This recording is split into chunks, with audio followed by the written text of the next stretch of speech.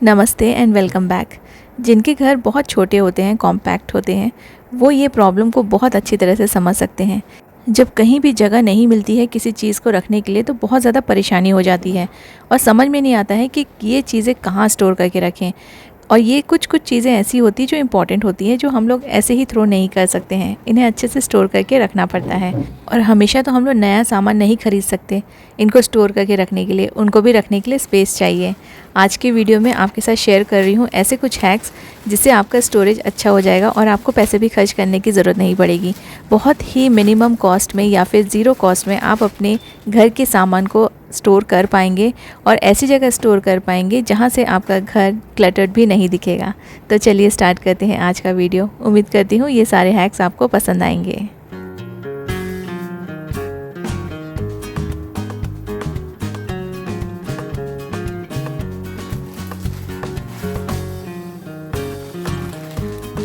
कपड़ों की तरह शूज़ भी हमारे बढ़ते जाते हैं और घर में सभी के शूज़ अगर आप 3-3 पेयर भी रखें तो बहुत सारे हो जाते हैं। और बहुत सारे शू रैक्स हम लोग ख़रीद के नहीं रख सकते क्योंकि इनको भी रखने की स्पेस होनी चाहिए घर में। तो एक ही शू रैक में आप बहुत सारे पेयर कैसे रख सकते हैं, आज मैं आपके साथ ये बहुत ही सिंपल सा ट्रिक शेयर कर रही हूँ। हम लोग हमेशा अपने शूज़ को सीधे सीधे स्टोर करके रख देते हैं, लेकिन ये हम लोग समझ नहीं पाते हैं कि अगर हम सीधे सीधे स्टोर करेंगे तो थोड़ा स्पेस, पूरे एक शूज़ का स्पेस हम ऐसे ही वेस्ट कर देते हैं। इससे जब भी आप शू के पेयर स्टोर करके रखते हैं ना, तो एक शू को सीधा रखिए और एक शू को उल्टा रखिए। तो इससे आपको पूरे एक शू को रखने का स्पेस ईजिली मिल जाएगा, जिससे कि आप एक लाइन में 3 से 4 पेयर ऑफ शूज़ अच्छे से रख पाएंगे। हर एक सामान को स्टोर करने का एक प्रॉपर वे होता है। अगर आप सही तरीके से स्टोर करेंगे कोई भी चीज़ को, आप छोटे से फर्नीचर में या छोटे से कैबिनेट में ही बहुत सारा सामान रख पाएंगे। तो आप जब भी शूज़ स्टोर करते हैं ना, तो एक शूज़ को सीधा रखिए और एक को आप उल्टा रखिए। तो देखिए, आप एक लाइन में मैंने 3 पेयर ऑफ शूज़ यहाँ पे रख दिए हैं। और जब भी आपके शूज़ आते हैं, कभी आप नए शूज़ लेते हैं, तो उनके जो बॉक्सेस हैं ना, कुछ बॉक्सेस को आप रख लीजिए और कुछ बॉक्सेस के अंदर ही आप वो शूज़ को स्टोर कीजिए और उसके ऊपर का जो स्पेस है उस पर आप दूसरे शू के बॉक्सेस होने की वजह से आप इन्हें एक के ऊपर एक स्टैक करके ऐसे रख सकते हैं और ये साफ़ भी रहेंगे। हर बार छोटे छोटे सामान को स्टोर करने के लिए हम लोग नए नए ऑर्गेनाइजर्स नहीं ले सकते हैं, क्योंकि इन ऑर्गेनाइजर्स को लगाने की भी जगह होनी चाहिए। ऐसे शॉपिंग बैग्स बहुत काम में आते हैं।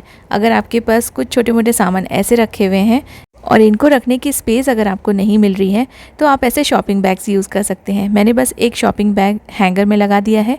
ऐसे फ्लैट वाले शॉपिंग बैग्स आपको काफ़ी मिल जाएंगे, जिनके जो हैंडल्स रहते हैं वो साइडवेज रहते हैं। तो इनको ईजिली हैंगर में ऐसे लगाया जा सकता है और इसको मैं अपने कर्टन के पीछे डोर में एक एडिसिव हुक लगा के हैंग कर दूंगी।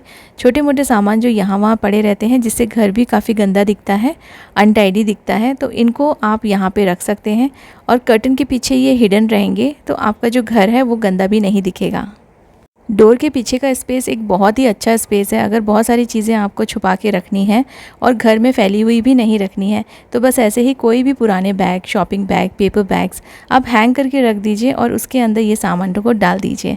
कर्टन लगे रहने से ये हिडन भी रहेगा और आपके सामान ऑर्गेनाइज्ड भी रहेंगे और ख़राब भी नहीं होंगे। और इनके लिए आपको अलग से बास्केट या कोई भी नया ऑर्गेनाइज़र लेने की ज़रूरत ही नहीं पड़ेगी।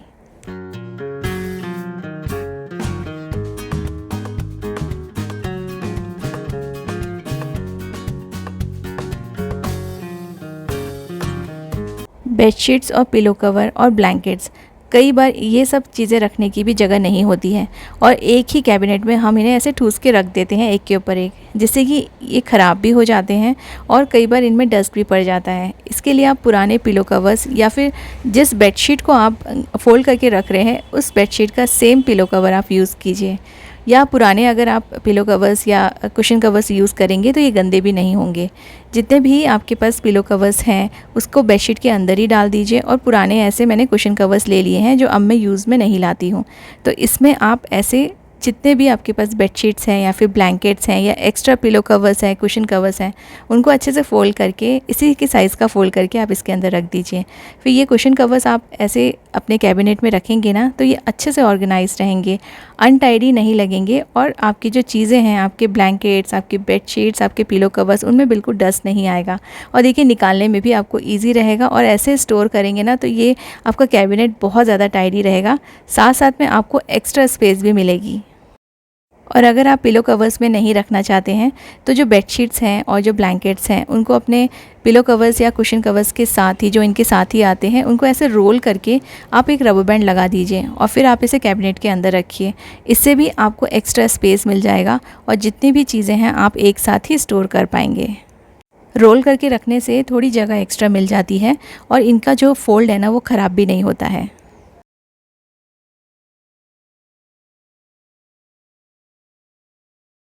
टॉवल्स को भी मैं ऐसे ही रोल करके रखती हूँ। कई बार इनको मैं बास्केट में ऐसे ही रोल करके रख देती हूँ तो एक ही बास्केट में काफ़ी सारे टॉवल्स रख पाती हूँ। अगर हम ऐसे फ्लैट इसको फोल्ड करके रखेंगे तो स्पेस भी ज़्यादा जाएगा और चाहे बास्केट हो या कैबिनेट हो या फिर ड्रॉर्स हो, वहाँ पे आपको जगह नहीं होगी। रोल करके रखने से आपको ऊपर वाला स्पेस भी मिल जाता है जिससे कि वेस्ट नहीं होती जगह और आप बहुत सारा सामान एक ही जगह पे छोटे ड्रॉर में या छोटे बास्केट में रख पाएंगे। और जब भी आप इन्हें यूज़ करने के लिए निकालेंगे तो आपको ये अच्छे से ऐसे ही टाइडीली फोल्डेड मिलेंगे। या फिर आप ऐसे पुराने कुछ ऑर्गेनाइज़र्स होते हैं वो यूज़ कर सकते हैं। जैसे ये एक ऑर्गेनाइज़र था, ये मैंने अपने पैन्स को रखने के लिए लिया था किचन के लिए, लेकिन ये वहाँ पे यूज़फुल नहीं था क्योंकि ये स्पेस ही नहीं होती थी मेरे किचन में इतने बड़े ऑर्गेनाइज़र को रखने के लिए। तो ये कैबिनेट में आराम से फिट हो जाता है, तो इसमें भी आप टॉवल्स रख सकते हैं। तो ऐसे कुछ पुराने ऑर्गेनाइज़र्स, बास्केट, बॉक्सेस हों तो आप उनको यूटिलाइज़ कीजिए अपने घर के बेडशीट्स या फिर टॉवल्स को स्टोर करने के लिए। कपड़ों को प्रेस करना आसान हो जाता है जब हम लोग के पास ऐसे आयरन बोर्ड्स होते हैं, लेकिन बहुत बार मेरे साथ ऐसा होता था कि मैं गरम प्रेस को ऐसे ही रख के बंद करके चली जाती थी। प्रेस काफ़ी देर तक गरम रहता है तो जो बेडशीट्स या कवर हम टेबल के ऊपर बिछाते हैं ना, उसमें एक येलोइश स्टेन आ जाता है और ये स्टेन नहीं निकलता है। इस प्रॉब्लम को सॉल्व करने के लिए मैंने बहुत ट्राई किया, लेकिन अगर कुछ मैट वगैरह भी यूज़ करते हैं तो वो मैट भी ख़राब हो जाते हैं और उसमें भी स्टेन्स आ जाते हैं।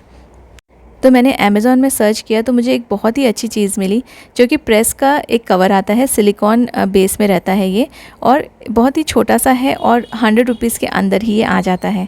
तो आप ऐसे सिलिकॉन के बेस ले सकते हैं, ये स्पेशली आयरन रखने के लिए ही बनाए गए हैं। आप जब कपड़ों को प्रेस करते रहते हैं तब भी आप इसमें ऐसे ही सीधे तरीके से आप प्रेस को रख सकते हैं। प्रेस चाहे कितना भी गर्म हो, ये सिलिकॉन का जो बेस है ना, ये इसमें कोई भी फ़र्क नहीं पड़ेगा, ना तो इसमें स्टेन्स आएंगे और ना ही ये जलेगा। तो जब भी आप आयरन कर रहे हैं तब आप इसे यूज़ कीजिए। इनफैक्ट मैं इसे ऐसे ही जब इसको यूज़ नहीं करती हूँ तब मैं ऐसे ही इसके ऊपर ही रहने देती हूँ, जिससे कि हमेशा हमें याद रहता है कि हमें ये वाला बेस यूज़ करना है। आयरन बोर्ड के ऊपर आप ऐसे ही अपने आयरन को रख दीजिए वायर्स को फोल्ड करके और आपका जो टेबल है वो भी ख़राब नहीं होगा, जो कपड़ा आपने बिछा के रखा है वो भी ख़राब नहीं होगा। मैं हमेशा ट्राई करती हूँ कि घर में रखी हुई कोई पुरानी चीज़ों को यूज़ कर लूँ अपने घर के इस तरह के काम के लिए, लेकिन कभी कभी ये सारी चीज़ें काम में नहीं आती है और कुछ अच्छी चीज़ें आप ख़रीद सकते हैं जो कि बहुत ज़्यादा कॉस्टली भी ना हो, लेकिन ये बहुत ही काम की हो और ये चीज़ें ख़राब नहीं होती है, सालों साल ऐसे ही रहेगी और इसे आप लाइफ लॉन्ग यूज़ कर पाएंगे। प्रेस के जो वायर होते हैं उनका भी एक बहुत बड़ा प्रॉब्लम होता है कि वो यहाँ ऐसे बिखरे हुए पड़े रहने से भी घर ना टाइडी नहीं लगता है। इसको अच्छे से फोल्ड करके रखिए और अगर ये प्रॉपर्ली फोल्ड नहीं होता है तो ऐसे आपको टाई करने के ये वायर्स मिल जाएंगे। कई बार हम कुछ केबल्स वगैरह लेते हैं तो उसमें आते हैं, और अगर ये नहीं है तो आप रबर बैंड यूज़ कर लीजिए। रबर बैंड की जगह पे आप कोई रस्सी भी यूज़ कर सकते हैं, लेकिन आप इसे साथ में ऐसे अपने प्रेस के साथ टाई कर दीजिए जिससे कि ये टाइडी लगेगा और जहाँ कहीं भी आप इसे रखते हैं ना, ये सारी चीज़ें अच्छे से ऑर्गेनाइज लगेंगी।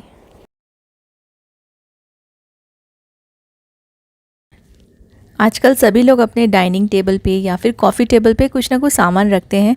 कुछ यूज़फुल सामान रहता है और कुछ सिर्फ डेकोरेटिव पर्पस के लिए हम लोग रखते हैं। मैंने यहाँ पे प्लास्टिक कवर बिछाया हुआ है अपने डाइनिंग टेबल पे, तो जो मेरा टेबल क्लॉथ है ना वो बिल्कुल भी गंदा नहीं होता है। लेकिन इसके ऊपर मैं जो ये ट्रे रखी हूँ और ट्रे पे बहुत सारे सामान मैंने रखे हैं वो चिपक जाता है और उसको हटाने के लिए ना थोड़ा सा मुश्किल होता है, क्योंकि साफ़ सफाई के टाइम हम लोग जल्दी जल्दी में रहते हैं और इसको अगर मैंने खींच दिया तो जो ट्रांसपेरेंट प्लास्टिक है वो भी खिंच जाता है क्योंकि वो इससे चिपक जाता है। यहाँ पे मैं ये छोटे छोटे जो फर्नीचर पैड्स आते हैं वो यूज़ कर रही हूँ। मोस्टली ये पैड्स आप फर्नीचर के लेग्स पे लगा सकते हैं और ये यहाँ पर भी आप यूज़ कर सकते हैं। अगर आपने कोई ट्रे रखा है और आप भी मेरी तरह प्लास्टिक कवर यूज़ करते हैं अपने टेबल्स पे, डाइनिंग टेबल हो या कॉफ़ी टेबल हो, टीवी टेबल हो, कोई भी टेबल हो, तो आप ना ऐसे पैड्स लगा लीजिए अपने ट्रेज़ में, तो ये ना मूव करने के लिए काफ़ी इजी रहेंगे। ये बिल्कुल भी आपके जो प्लास्टिक कवर है ना उसमें जाके चिपकेंगे नहीं। ऐसे में ना साफ़ सफाई के टाइम पे बहुत आसान हो जाता है चीज़ें हटाना। और वैसे भी अगर नॉर्मली भी आपको कहीं पे कुछ यहाँ वहाँ शिफ्ट करना हो तो ये बहुत ही यूज़फुल है और आपको काफ़ी आसानी हो जाएगी। तो ये पैड्स आप कहीं भी किसी भी ट्रे के नीचे यूज़ कर सकते हैं, या आपने कोई भी डेकोरेटिव सामान रखा है तो उसके नीचे भी आप लगा सकते हैं। इससे आपका जो सरफेस है ना वो भी ख़राब नहीं होगा। उम्मीद करती हूँ कि आपने वीडियो को यहाँ तक ज़रूर देखा होगा। And thank you so much for watching.